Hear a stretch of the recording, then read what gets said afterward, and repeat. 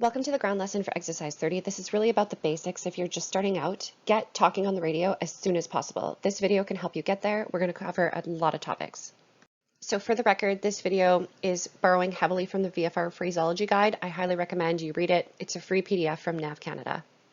In this video, we're going to be covering a lot of the fundamental basics, including things like the ATIS, what it is and how to write it down, ATC compliance requirements, what the fundamental basics of a radio call are and what it contains, what receiving a transmission looks like, getting stepped on and what that means, required readbacks, land and hold short operations, the term unfamiliar, lineup and wait versus takeoff clearances, what immediate means, and what backtrack and short delay mean.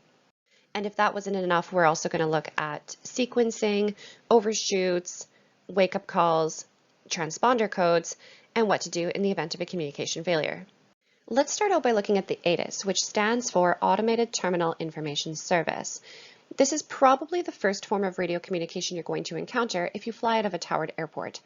It's usually given either automated or can be given by the controllers, and it contains prevailing information from that airport, which can include wind direction and strength, prevailing visibility, cloud heights, altimeter setting, runway in use, and the ATIS phonetic identifier, and it usually sounds something like this.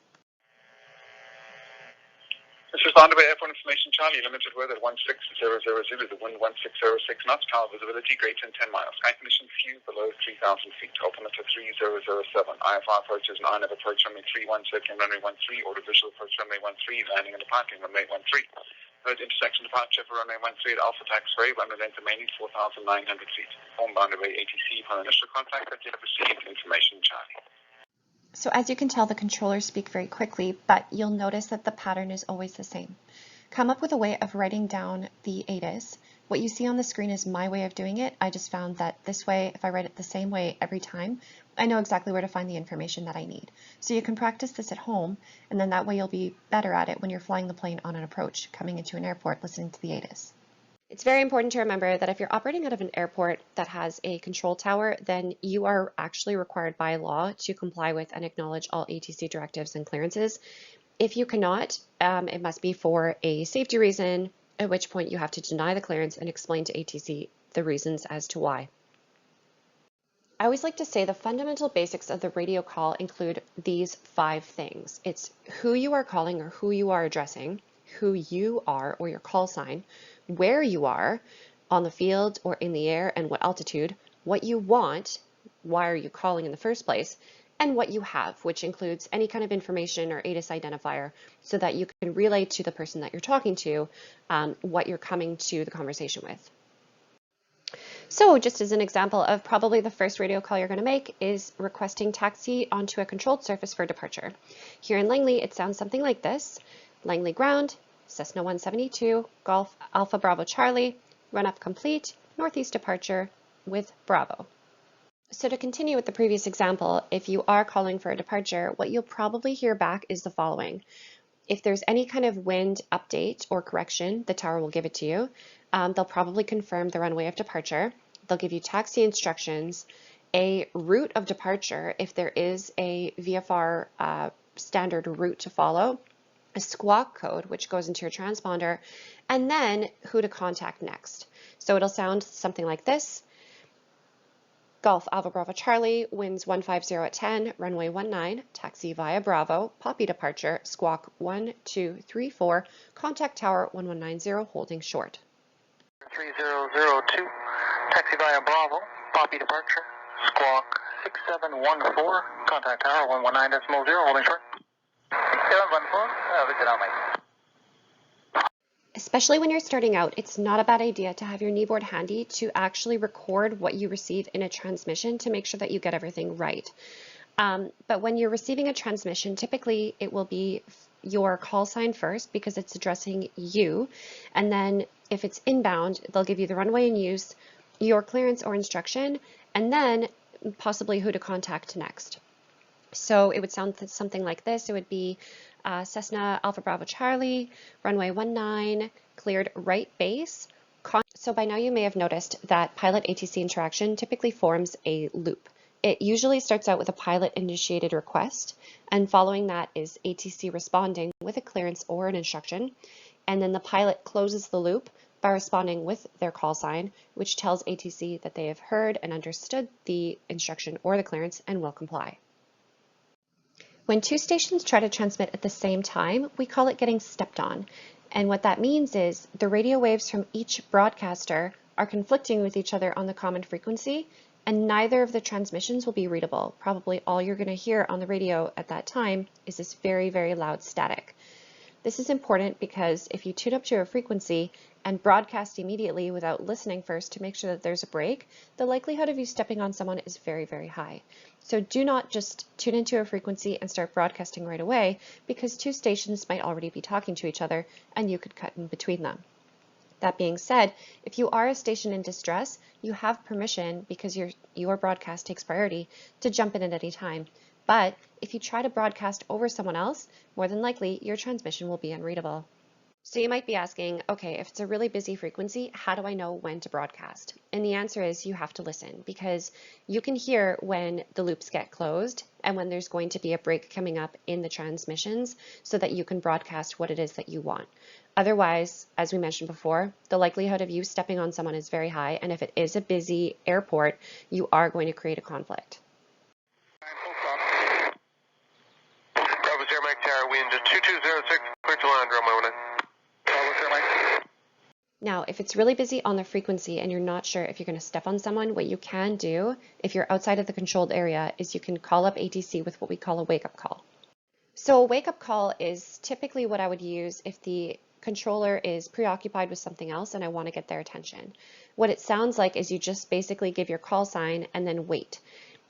If they respond with your call sign, stand by, it means I'm too busy right now to handle your complicated request, just hang tight and I'll get back to you. And then if they respond with your call sign and go ahead, it basically gives you room on the radio to broadcast your longer request, and you basically get the controller's full attention at that time. If your request is simple enough to be said all in one transmission, then make it all in one transmission. But if it's going to be longer, or if you need the controller's attention, then you can also give them a wake-up call in order to get their full attention. In the VFR world, a readback of what you heard is typically not required. The one exception is a hold short clearance. Those always must be read back or repeated to the controller to make sure that the controller has full awareness that the pilot has accepted that clearance. If, however, you are not quite sure what the controller said, you can read back to the controller what you heard. If they don't correct you, typically what you read back to the controller is exactly what they said. Speaking of hold short clearances, some busy airports such as Boundary Bay will have simultaneous operations where ATC permits the departure of an aircraft at the same time that another aircraft is landing on runways that intersect. And they will do this by issuing to the landing aircraft a land and hold short clearance. Now, they will not issue this kind of clearance unless it is expected that the aircraft landing will be able to land and come to a complete stop 200 feet short of the nearest edge of the runway being intersected. If a pilot accepts the land and hold short clearance, then the hold short portion must be read back by the pilot, and the pilot must stop in the remaining distance on the runway. If there's any doubt whatsoever that the pilot not being able to stop in the remaining distance, then the clearance should be refused and the pilot should advise ATC unable. For more details on land and hold short, you can look in the TC AIM. When flying to a new or unknown airport, it is possible to become confused, and while it is your responsibility as a pilot to arm yourself with all of the information that might be required to safely operate a flight, it is possible to find yourself in a situation where you may not understand a controller's request. By using the term unfamiliar, this singular word advises ATC that the pilot is unable to comply due to a lack of knowledge or information and allows ATC to provide further guidance to the directive. A good example of this is if a pilot is unfamiliar with a VFR call-up point or specific taxiways. By using the term unfamiliar, ATC understands the information gap and will respond by providing vectors, progressive taxi instructions, or another form of help. Remember that if you don't know or are simply unsure, never hesitate to ask, and do not let your fear of embarrassment get in the way of safety. In busy times, ATC might want to expedite your takeoff, however, an aircraft might still be on the active runway. Tower cannot clear you to take off until the traffic has exited the runway. However, Tower might still ask you to line up and wait. So to be clear, never take off until you hear the words "cleared takeoff." So just as we mentioned, if you hear the words cleared to take off, it means you have been given clearance to take off. Once given this clearance, do not delay your takeoff any longer than safely required, and if you cannot comply with the takeoff clearance, you must let ATC know immediately. An immediate takeoff simply means a takeoff with no delay at all. The controller will always ask you if you're able to comply with this type of clearance. If you require more time, such as to back taxi and or take a short delay before you depart, you must reply unable and continue holding short. ATC will then issue a standard takeoff as soon as they are able to. And before we move away from the topic of takeoffs and clearances for takeoff, Langley has really short runways, and we have a couple runways that have a backtrack. Actually, there's only one that doesn't, and that's runway 01. So what that means is where the taxiway gets you out onto the runway, there is an opportunity to back taxi on that runway, call it a backtrack, and then turn around so that you actually make your runway essentially bigger. So that's these areas here where when you pull out from the taxiway to the runway, you would essentially do a back taxi onto the very end of the runway and then position yourself for takeoff and then to take off. When you request clearance from tower for departure, you ask for a backtrack and short delay. Sometimes they'll just give it to you, and that's what that means. But if you ask for a takeoff and they do not respond with backtrack short delay, if they simply give you cleared takeoff, that means that you cannot backtrack. You must take off from the area of the runway that you taxi onto.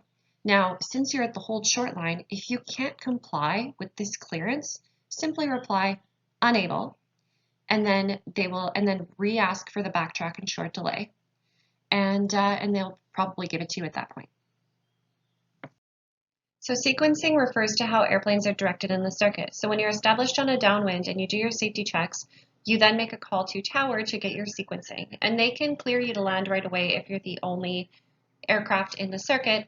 But if there are other aircraft in front of you, then he will give you a number. So number 2 means that there's one aircraft ahead of you. If he gives you number 3, then there are 2 aircraft in front of you, and so on. Under no circumstances can you turn base or final unless you have all of the traffic ahead of you in sight and can maintain good visual spacing between you and the other aircraft. Remember that tower gives you the advisories, but it's your responsibility as pilot in command to see and avoid other traffic. If you do not have the other traffic in sight, you do risk cutting off another aircraft in the circuit. So you must advise the tower if you do not have aircraft in sight.